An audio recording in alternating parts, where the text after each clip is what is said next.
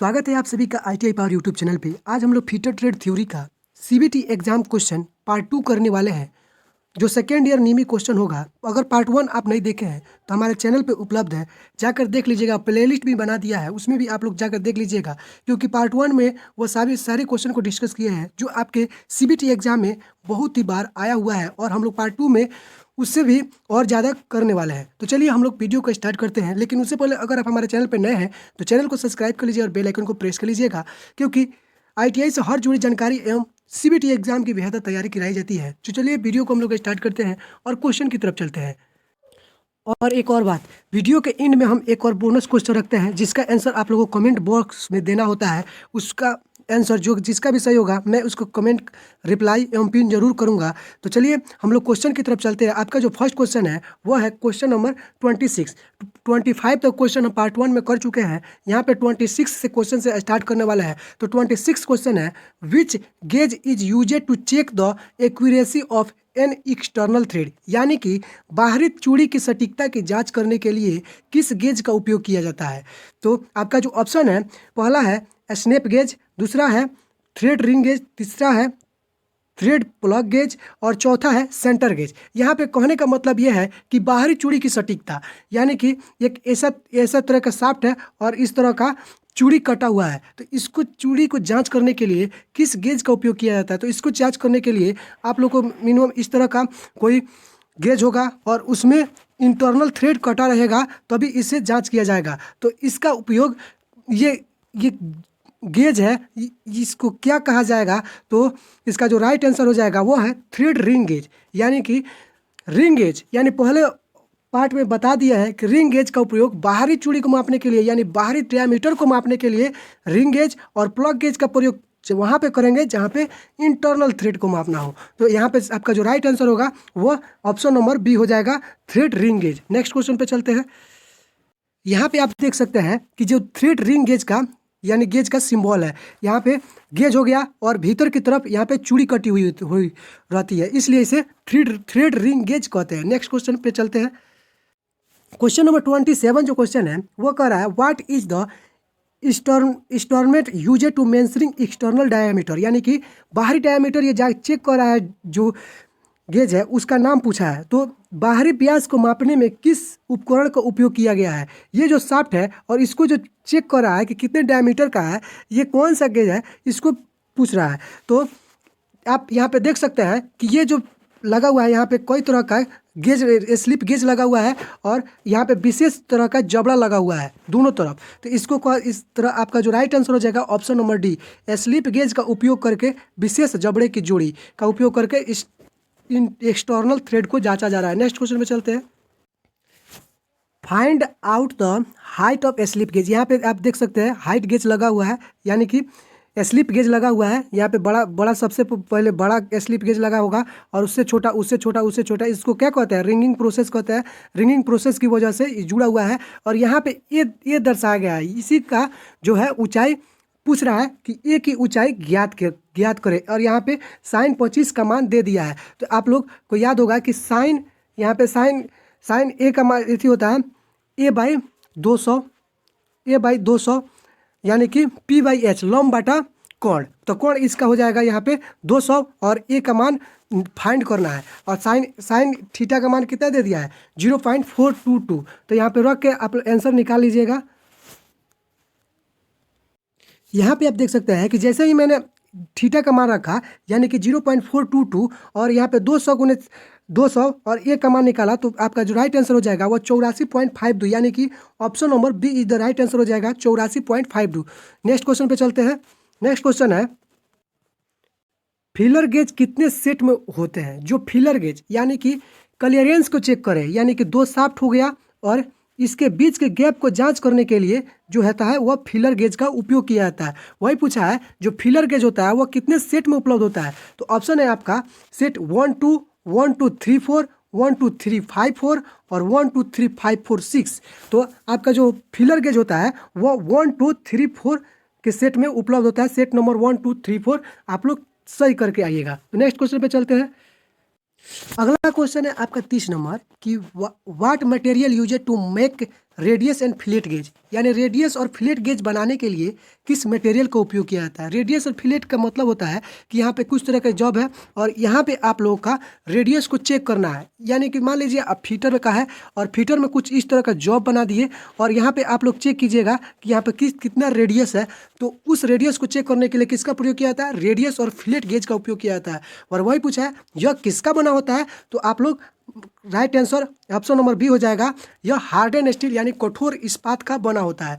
Next question पे चलते हैं। नेक्स्ट क्वेश्चन है कुछ इस तरह का रेडियस और फिलेट गेज होता है। यहाँ पे देख सकते हैं, यहाँ पे रेडियस इसी को लगाकर चेक किया जाता है कि कितना रेडियस है और सभी पर अपना अपना मान अंकित रहता है। जो रेडियस फिट हो गया उस पर अंकित मान उसका रेडियस बन जाता है। तो अगले क्वेश्चन पे है, अगला क्वेश्चन है 31, what is the part marks of x lapping tool. यहाँ पे लैपिंग टूल दे दिया है और इसका एक भाग का नाम पूछ लिया है एक्स के रूप में। तो मिनिमम जो आपका जो निमी का जो आप PDF लिए होंगे उसमें इसका आंसर नहीं दिया है, लेकिन इस वीडियो में हम आपको बताने वाले हैं कि इस एक्स के रूप में चिन्हित भाग का नाम क्या है। तो यहाँ पे आप लोग देख सकते हैं कि यहाँ पे इस वाले भाग को पूछा है और यहाँ पे ग्रुप्स काटा गया है। ये ग्रुप्स का मतलब आप लोग को पता होना चाहिए कि ग्रुप्स यहाँ पे क्यों कटा होता है। तो ग्रुप्स आप लोगों को इसलिए कटा होता है क्योंकि जो लैपिंग अब्रेसिव होता है इसमें जाकर समाहित हो सके, और जो ये वाला एक्स के रूप में चिन्हित भाग है ये आपका राइट आंसर एस्लिट हो जाएगा। और ये एस्लिट इसलिए काटा होता है कि आपका जो साइज है वो एडजस्ट किया जा सके, यानी एक्सपेंशन के लिए एस्लिट का उपयोग किया जाता है। तो नेक्स्ट क्वेश्चन पे चलते हैं आप लोग का question number 32, what is the purpose of steel एस्लिट provide in the lapping tool, यानी कि लैपिंग टूल में प्रदान किए गए एस्लिट का उद्देश्य क्या है। जैसे कि आप लोग पिछले जो क्वेश्चन था उसमें चित्र दे दिया था और एस्लिट का वाले भाग को पूछ लिया था कि ये वाला कौन सा पार्ट है, तो वो एस्लिट वाला था। और यहाँ पे पूछ लिया है कि एस्लिट क्यों दिया जाता है। तो मैंने बताया था आपको कि जो एस्लिट होता है उसका उपयोग ऑप्शन नंबर बी यानी एक्सपेंशन यानी विस्तार के लिए, यानी उसका साइज को एक्सपेंशन करने के लिए, एडजस्ट करने के लिए, बड़ा या छोटा करने के लिए जो होता है लैपिंग टूल में एस्लिट दिया जाता है। तो आपका राइट आंसर हो जाएगा option number B for expansion यानी विस्तार के लिए। अगला क्वेश्चन है what is the name of operation, यानी कि कुछ यहाँ पे ऑपरेशन हो रहा है और यही ऑपरेशन का नाम पूछ दिया है कि कौन सा ऑपरेशन हो रहा है। तो यहाँ पे आप देख सकते हैं कि यहाँ पे कुछ एरो का निशान दिया गया है और यहाँ पे स्पिंडल मूव कर रहा है और यहाँ पे लैपिंग टूल लगा हुआ है। तो ये जो है यहाँ पे मूव कर रहा है, इसलिए ये इसका नाम हो जाएगा लैपिंग लार्ज डायमीटर। यहाँ पे लैपिंग तो हो रहा है लार्ज डायमीटर का, तो राइट आंसर आपका option number D is the right answer हो जाएगा, लैपिंग लार्ज डायमीटर। याद कर लीजिएगा। नेक्स्ट क्वेश्चन पे चलते हैं। अगला क्वेश्चन जो है आपका what type of abrasive are used in honing cast iron and non ferrous material, यानी कि कास्ट आयरन और अलॉय मटेरियल की होनिंग करने के लिए किस प्रकार के अपघर्षक का उपयोग किया जाता है। यानी होनिंग ये होता है क्या, ये होनिंग फाइलिंग और लैपिंग जो होता है वह फिनिशिंग जो एक्यूरेसी का किया जाता है, यानी फाइलिंग किया जाता है, फिनिशिंग किया जाता है, यह हाई एक्यूरेसी देता है। इसमें जो पूछा है वह कास्ट आयरन और अलॉय मटेरियल के होने के लिए किस अपघर्षक का उपयोग किया जाता है। तो आपका जो राइट आंसर हो जाएगा ऑप्शन नंबर सी यानी सिलिकॉन कार्बाइड का उपयोग अलॉय मटेरियल की होनिंग के लिए किया जाता है। आपका right answer option number C हो जाएगा। और प्रीवियस जो कोई वीडियो है उसमें आया था तो उसमें शायद फ्यूज्ड एल्यूमिना था और इसमें आप लोग का राइट आंसर फिलहाल सिलिकॉन कार्बाइड हो जाएगा। नेक्स्ट क्वेश्चन पे चलते हैं।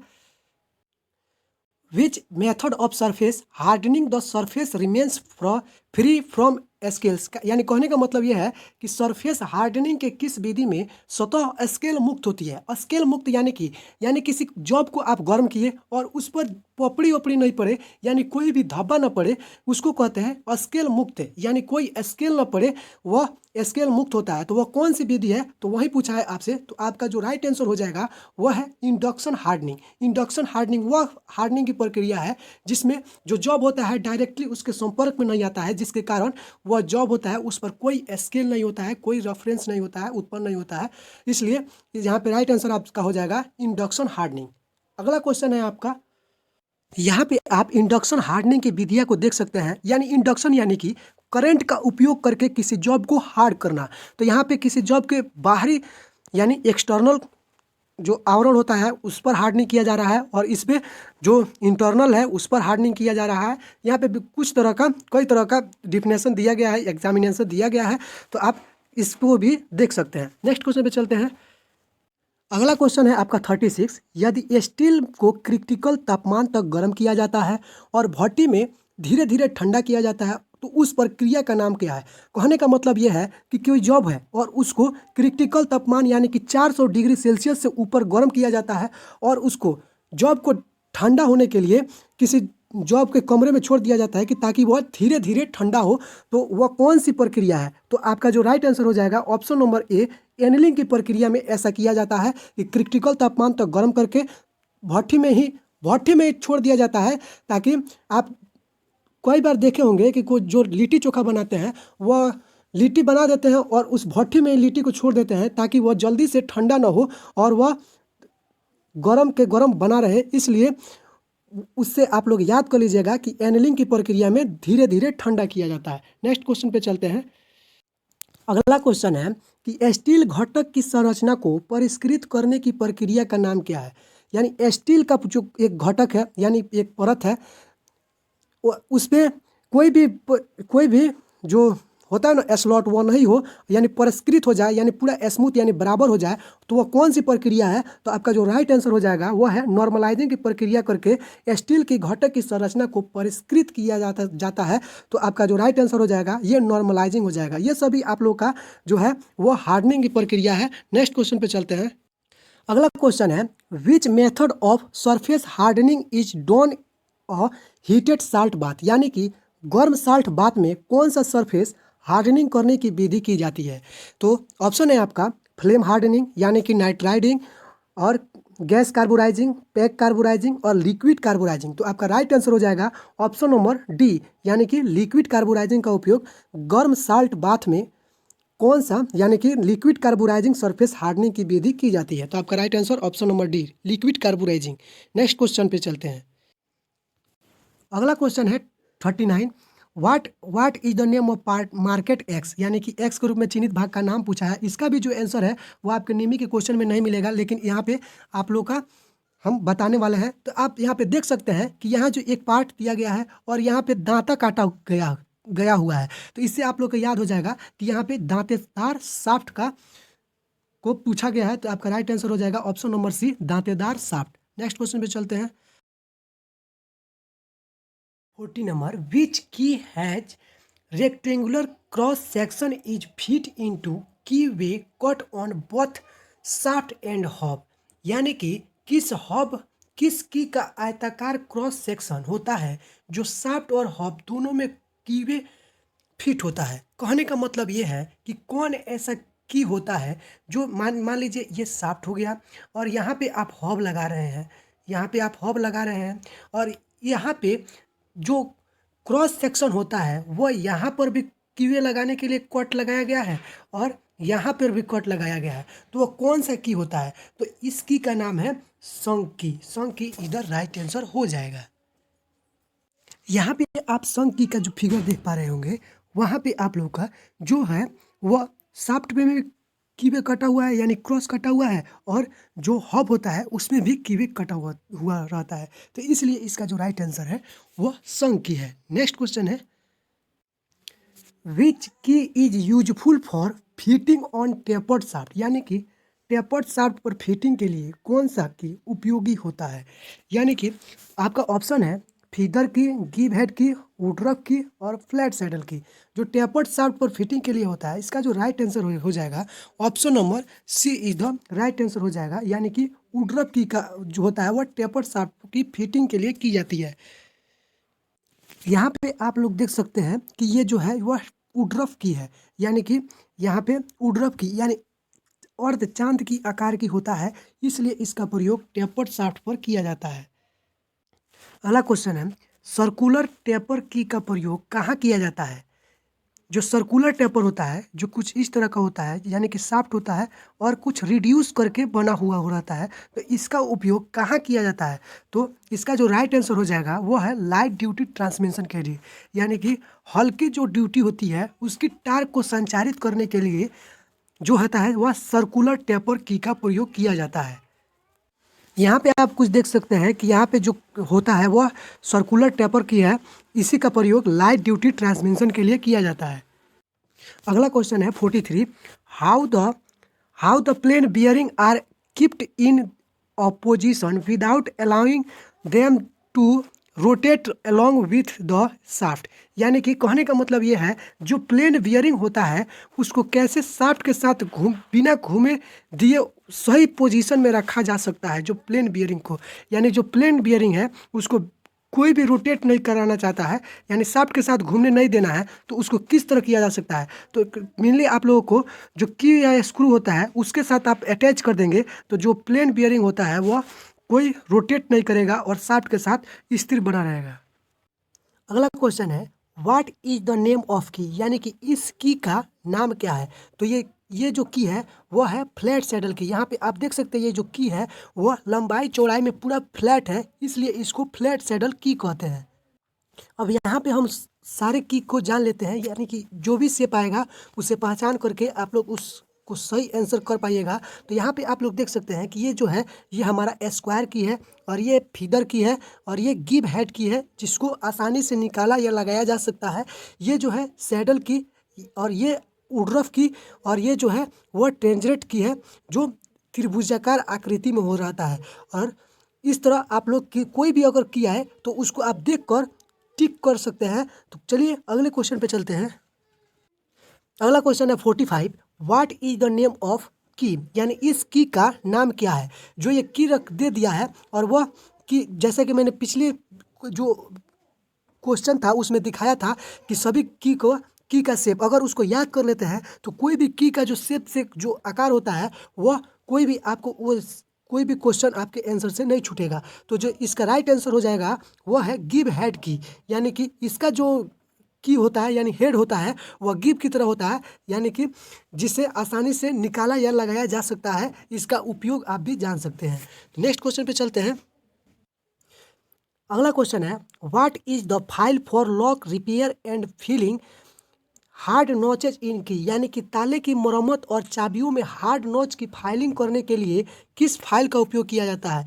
यानी कहने का मतलब यह है जो ताला होता है उसमें जो नॉच होता है उस चाबियों को हार्ड बनाने के लिए, यानी ताले में जो किसी की रिपेयरिंग करना है उसमें फाइलिंग करना है तो किस फाइल का उपयोग किया जाता है। तो इसका जो राइट आंसर हो जाएगा वह है वार्डिंग फाइल का उपयोग ताले की मरम्मत और चाबियों में हार्ड नॉच की फाइलिंग करने के लिए किया जाता है। कुछ इस तरह का जो वार्डिंग फाइल होता है उसका शेप होता है। यहाँ पे आप लोग देख सकते हैं कि जो इसका नोक होता है वह बहुत ही पैनादार होता है जिससे आप किसी भी छेद में यानी कि छिद्र में लगाकर इसको फाइलिंग कर सकते हैं। नेक्स्ट क्वेश्चन पे चलते हैं। अगला क्वेश्चन है what is the name of the screw, यानी इस स्क्रू का नाम क्या है। तो आप यहाँ पे देख सकते हैं जो ऑप्शन है आपका ग्रब स्क्रू या ड्राइवर स्क्रू या सेल्फ टैपिंग स्क्रू या थ्रेड कटिंग स्क्रू। ये जो है ये तो थ्रेड कटिंग स्क्रू है, नहीं सेल्फ टैपिंग स्क्रू है। इसका जो राइट आंसर हो जाएगा ऑप्शन नंबर बी, यानी कि यह एक ड्राइवर स्क्रू है। इसका प्रयोग वहाँ पे किया जाता है जैसे कि कोई कारपेंटर ही हो गया और वह हैमर से मारकर किसी लकड़ी में उसको ठोक दिया यानी इंसर्ट कर दिया तो वह अपने आप चूड़ी बना लेगा और उसको जब खोला जाएगा तो इस पेचकस की सहायता से इसको जो स्क्रू होता है वह निकाला जाता है। कुछ इस तरह का जो ड्राइवर स्क्रू होता है इसका जो प्रयोग होता है अधिकतर कारपेंटर लोग करते हैं। तो अगले क्वेश्चन पे चलते हैं। अगला क्वेश्चन है 48। What is the advantage of lock washer, यानी कि लॉक वाशर का फ़ायदा क्या है। जो लॉक वाशर होता है उसका फ़ायदा क्या है, ऑप्शन देख लेते हैं।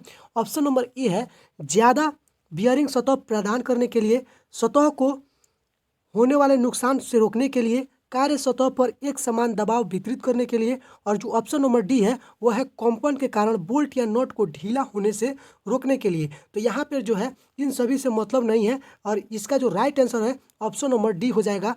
कंपन के कारण बोल्ट या नट को ढीला होने से रोकने के लिए लॉक वाशर का प्रयोग किया जाता है। इसका कुछ इस तरह का शेप होता है, यही होता है जो लॉक वाशर होता है। ये जो अगर नट ढीला भी होगा तो ये कस देगा यानी कि पूरा टाइट हो जाएगा, इसलिए इसका प्रयोग लॉक वाशर के रूप में किया जाता है। अगला क्वेश्चन है what is the name of screw driver, यानी कि इस स्क्रू ड्राइवर का नाम क्या है। यहाँ पे आप लोग जो स्क्रू ड्राइवर देख रहे होंगे तो आप लोग यकीन नहीं कर पा रहे होंगे कि ये भी स्क्रू ड्राइवर है, क्योंकि आप लोगों ने कुछ इस तरह का स्क्रू ड्राइवर देखा होगा जो केवल वर्टिकल होता है और इसमें लगाकर आप लोग स्क्रू ड्राइवर की सहायता से किसी नट को खोल लेते हैं। लेकिन आपका कुछ इस तरह का जो जॉब हो गया और यहाँ पे किसी जॉब को खोलना है तो इस तरह का जो होता है रिंच की सहायता, रिंच की तरह होता है, इसलिए इसका प्रयोग करके यहाँ पे स्क्रू ड्राइवर की सहायता से इसको खोल सकते हैं। तो इसका जो राइट आंसर हो जाएगा ऑप्शन नंबर ए हो जाएगा, ऑफसेट स्क्राइबर इसका राइट आंसर है। इसका नाम ऑफसेट स्क्राइबर है। यहाँ पे देख सकते हैं कि यहाँ पे जो लगा हुआ है वह इस तरह का जो वर्क होता है, इस जगह पे हम लोग ऑफसेट स्क्राइबर का उपयोग करते हैं।